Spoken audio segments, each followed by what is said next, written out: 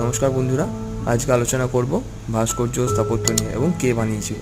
যেমন বিক্রমশিলা, অদন্তপুরী, সোমনাথপুরী বিশ্ববিদ্যালয় কে বানিয়েছিল? ধর্মপাল।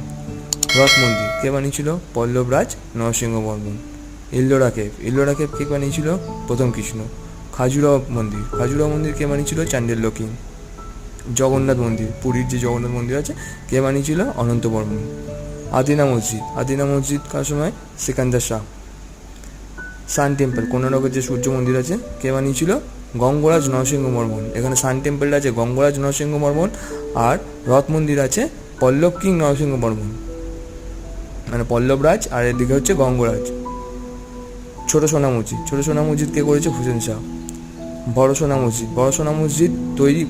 সোনা মসজিদ শুরুর কাজটা করেছিল হচ্ছে হুসেন শাহ, শেষ করেছে হচ্ছে নসরত শাহ। এক লাখি মসজিদ নসরত শাহ। ধন্যবাদ বন্ধুরা।